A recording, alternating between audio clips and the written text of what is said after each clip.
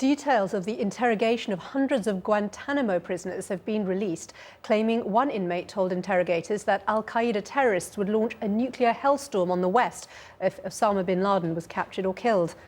Other potential plots were also uncovered, including plans to recruit staff at Heathrow Airport and to poison public buildings in America by putting cyanide in the air conditioning.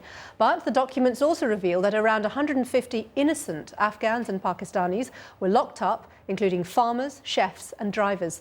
Hundreds of others, held for years, were considered low-level foot soldiers with little of value to pass on.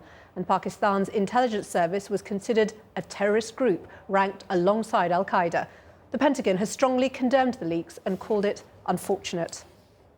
Well, our Washington correspondent, Sarah Smith, joins us live now from there. Sarah, this is incredibly embarrassing, isn't it, for the government there? Yes, it certainly is. These are the people, remember, that Dick Cheney said were the worst of the worst. The Bush administration always insisted everyone in Guantanamo Bay was a dangerous terrorist who deserved to be there.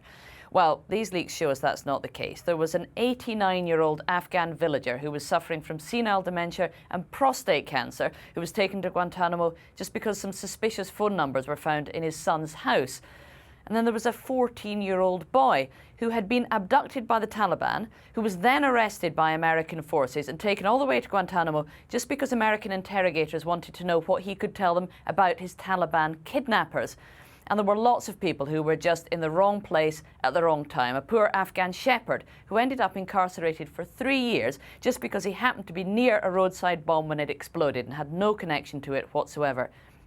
The other thing that's really shocking, actually, when you look at these leaks, is how difficult it was for any of these innocent people who ended up in Guantanamo to get out of there or to prove their innocence, because we can see the classified briefings that were given to interrogators, and they were told, basically, anyone who vigorously protests their innocence, that can be taken as proof that they were coached by al-Qaeda in how to resist interrogation. And as to the future of Guantanamo itself, it seems to be as much a nightmare for President Obama as it was for President Bush. Yes, of course, all of these people were arrested under President George W. Bush's watch, but it really is very much President Obama's problem now. You'll remember, Samira, the first thing he did on taking office was promise to, quote, close Guantanamo Bay. It should have been shut 15 months ago now. And basically, he has lost a political battle with Republicans over this issue and has accepted that he is not going to be able to close it. So he's left with 172 detainees still in Guantanamo Bay, people that we now know a lot more about thanks to these leaks today. People that we know he can't prosecute because the evidence against them is tainted by torture, and others who simply don't have anywhere to go, like 27 Yemeni prisoners who aren't allowed back into Yemen. Their country won't have them back, and there isn't anywhere else that America can send them to.